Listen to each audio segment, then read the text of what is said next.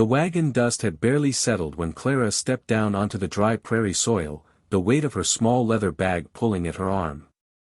Before her stood a weathered wooden house, gray with age and loneliness, as if it too had known loss.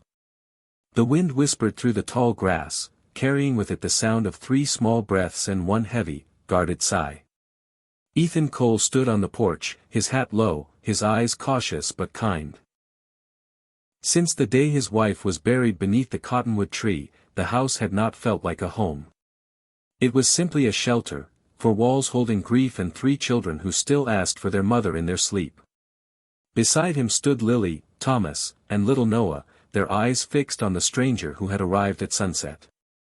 Clara had been sent by people who believed marriage could solve loneliness like a transaction. They told her the man was broken, the children difficult, the land unforgiving. What they didn't tell her was how fear could live quietly inside a man's eyes, or how hope could still flicker in the hearts of children who had lost everything. The first week was harder than Clara imagined. The children refused her gentle smiles. Lily clutched her doll tighter whenever Clara spoke. Thomas tested her patience with silence, while Noah cried at night for a voice Clara could never replace. Ethan kept his distance, polite but distant, unsure if this woman would leave like the others, like death itself had done. But Clara stayed. She woke before dawn, learning the rhythm of the house. She cooked meals that tasted of effort and care, not perfection. She listened more than she spoke. One evening, when Noah scraped his knee, Clara knelt beside him without hesitation. She cleaned the wound, her hands steady, her voice soft. That was the night the crying stopped. Slowly, the house began to breathe again. Ethan noticed the change first in the mornings.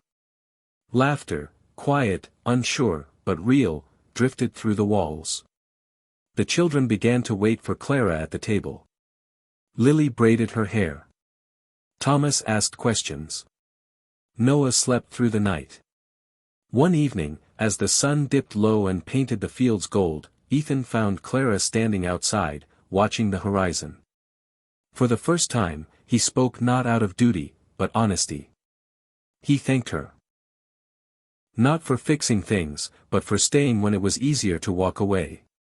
Clara smiled, not because the future was certain, but because it was possible. On the prairie, love did not arrive loudly. It came slowly, like sunrise, soft, patient, and warm enough to heal what grief had frozen. And in that quiet house, with worn floors and hopeful hearts, a family began again.